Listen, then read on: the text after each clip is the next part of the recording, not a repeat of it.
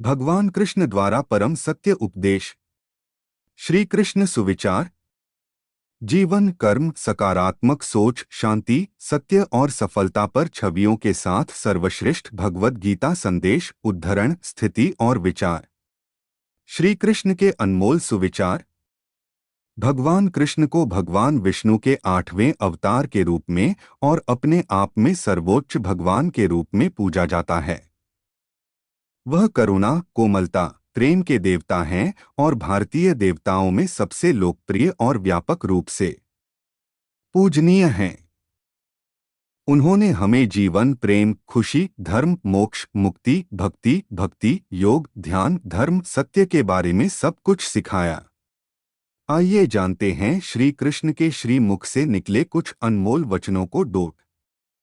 श्री कृष्णा के अनमोल वचन। वह सब कुछ करो जो तुम्हें करना है, लेकिन लालच से नहीं, अहंकार से नहीं, वासना से नहीं, ईर्ष्या से नहीं, बल्कि प्रेम, करुणा, नम्रता और भक्ति के साथ। भगवान श्री कृष्ण इस अनमोल वचन के माध्यम से कार्य करने की नियत का उल्लेख करते हैं। जब किसी भी कार्य करने में अगर लालच होगा, बेईमानी होगी, जलन होगी, तो वो काम न तो सही होगा और न ही उसके परिणाम फलदायी होंगे। इसके अतिरिक्त जिस कार्य को हम पूरे मन से प्रेमपूर्वक करेंगे, तो वो न सिर्फ हमारे लिए बल्कि समाज के लिए भी हितप्रद होगा। नर्क के 3 द्वार हैं: काम, क्रोध और लोभ। जो व्यक्ति कामी प्रवृत्ति का होता हो, जिसके मन में लोभ होता है और जो अत्यधिक क्रोधी स्वभाव का होता है, उसके लिए नर्क के द्वार सदैव खुले होते हैं। अर्थात ऐसे व्यक्ति को तो सिर्फ नर्क में ही जगह मिलती है। मैं ही सृष्टि का आदि, मध्य और अंत हूँ। भगवान श्री कृष्ण ही इस सृष्टि के पालनहार है। वही इस संसार की शुरुआत थे, वही मध्य और वही अंत होंगे। जो आप जो चाहते हैं उसके लिए नहीं लड़ते हैं, तो जो खोया उसके लिए मत रो। मनुष्य सब कुछ चाहता है, पर सब कुछ उसे नहीं मिल सकता।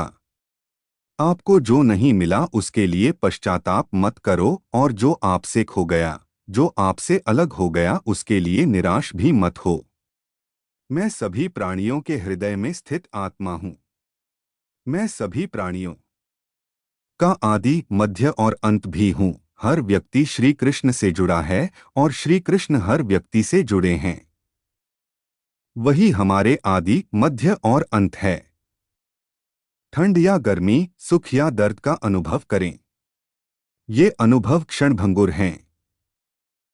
वे आते हैं और जाते हैं। उन्हें धैर्यपूर्वक सहन करें। समय एक सा नहीं रहता। आज दुख है तो कल सुख भी आएंगे, और सुख के बाद दुख भी आना स्वाभाविक है। आपको पूरे धैर्य और श्री कृष्ण पर विश्वास के साथ अपना जीवन निर्वाह करना चाहिए। सत्य कभी नष्ट नहीं हो सकता।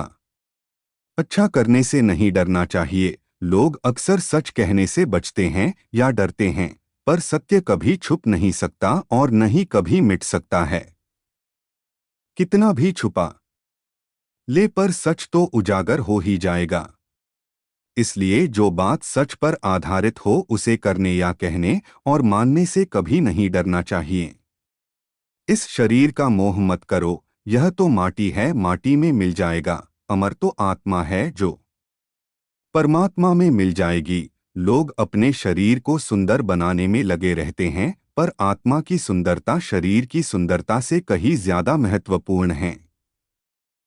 शरीर तो नश्वर है, मिट्टी ही तो है, तो मिट्टी में ही मिल जाता है, पर आत्मा अमर है। इसलिए आत्मा की सुंदरता पर ध्यान दो।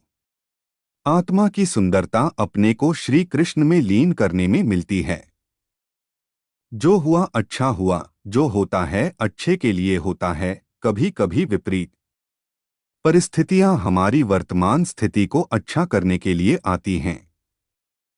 मन चंचल है, इसे और संयमित करना कठिन है, लेकिन यह अभ्यास से वश में हो जाता है।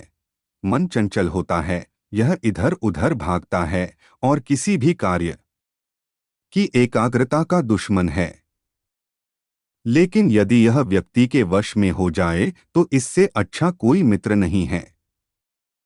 मन को एकाग्र करना जरूरी है, बस थोड़े से प्रयास और अभ्यास की जरूरत है।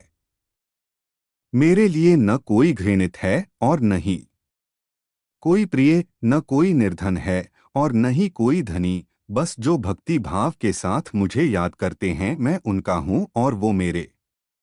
कृष्ण कोट्स श्री कृष्ण उन्हीं के हैं जो श्री कृष्ण के हैं। भगवान तो बस प्रेम भक्ति के भूखे हैं। जो भी उनकी भक्ति में लीन होता है, जो भी प्रेम से उन्हें याद करता है, वो सदैव उसका कल्याण करते हैं। मैं हमेशा तुम्हारे साथ और तुम्हारे आसपास रहता है, चाहे तुम कुछ भी कर रहे हो। जब भी आप कोई बुरा कार्य करते हो या अच्छा कार्य करते हो, आपको लगता है कि कोई देख नहीं रहा, तो यहाँ श्री श्री कृष्ण कहते हैं कि तुम जो कुछ भी कर रहे हो मेरी दृष्टि सदैव तुम पर है। इसलिए आप यह मत समझे कि आप अकेले हैं, आपके साथ श्री कृष्ण सदैव हैं। जो कुछ हुआ अच्छे के लिए हुआ, जो हो रहा है अच्छे के लिए हो रहा है, जो होगा वह भी अच्छे के लिए ही होगा। जो कुछ हुआ अच्छे के लिए हुआ, जो हो रहा है अच्छे के लिए हो रहा है, जो होगा वह भी अच्छे के लिए ही होगा। तो सकारात्मक रहो और अपना कर्म करो। आप वही हैं जिसमें आप विश्वास करते हैं। आप वह बन जाते हैं जो आप मानते हैं कि आप बन सकते हैं। हमारी सफलता और असफलता इस बात पर निर्भर करती है कि हम खुद पर कितना विश्वास करते हैं। व्यक्ति जो चाहे बन सकता है, यदि पूरे विश्वास के साथ अपने लक्ष्य पर लगातार चलता रहे। जिस इंसान के चारों तरफ नकारात्मक लोग रहते हैं, उस इंसान का मंजिल से भटक जाना तय है। कहते हैं मन के हारे हार है और मन के जीते जीत। जिस प्रकार सकारात्मक विचारों से सफलता मिलती है, उसी प्रकार नकारात्मक विचार असफलता के मार्ग की ओर अग्रसर करते हैं। क्योंकि जैसा हम सोचते हैं वैसे ही हम बनते जाते हैं और अपने विचारों के माध्यम से ही हमें नकारात्मक और सकारात्मक परिणाम मिलते हैं। श्री कृष्ण द्वारा महान उपदेश, मनुष्य ही एक ऐसा प्राणी है जो कर्म करता है, इसलिए कर्म करना प्रत्येक व्यक्ति का धर्म भी है। कर्म कार्य करने वाला व्यक्ति है कर्मवीर कहलाता है। इसलिए कार्य करते रहना खाली बैठे रहने से हमेशा बेहतर होता है। जहां भी सभी मनुष्यों के स्वामी कृष्ण हैं और जहां अर्जुन सर्वोच्च धनुर्धर हैं, वहां भी निश्चित रूप से ऐश्वर्य, विजय, असाधारण शक्ति और नैतिकता होगी। श्री प्रभुपाद भगवद गीता। श्री कृष्ण विष्णु जी के 8वें अवतार, जगत के पालनहार और धनुर्धनों में श्रेष्ठ अर्जुन जहां होते हैं, वहां निश्चित ही विजय, असाधारण शक्ति और नैतिकता होती है। समय हमेशा चलता रहता है, कभी रुकता नहीं। यदि आज बुरा समय है तो कल अच्छा होगा। इसलिए आप बिना किसी स्वार्थ के सिर्फ कर्म कीजिए, फल समय खुद देगा। न तो समय रुकता है और न ही एक सा रहता है। बुरा समय हो या अच्छा समय बदलता जरूर है। आज बुरा है तो कल अच्छा, और अच्छा तो फिर बुरा समय जरूर आएगा। सुख के बाद दुख और दुख के बाद सुख आते जाते रहते हैं। इसलिए इस पर हमारा कोई वश नहीं है, लेकिन कर्म पर हमारा वश जरूर है। आप सिर्फ कर्म करिए, फल की चिंता किए बगैर। समय आने पर फल जरूर मिलेगा। जो अहंकार से मोहित हो जाता है वह सोचता है मैं करता हूँ। जो अज्ञानी व्यक्ति होता है वो यह गलतफहमी पाल लेता है कि मैं करता हूँ, सभी कार्य मेरे द्वारा किए जा रहे हैं, ऐसा जान उसमें अहंकार घर कर लेता है। परंतु इस सृष्टि में जो भी हो रहा है वो तो प्रकृति द्वारा किए जा रहे हैं। अज्ञानता के कारण व्यक्ति में जो मैं का अहंकार जन्म ले लेता है तो उसका पतन होना निश्चित है।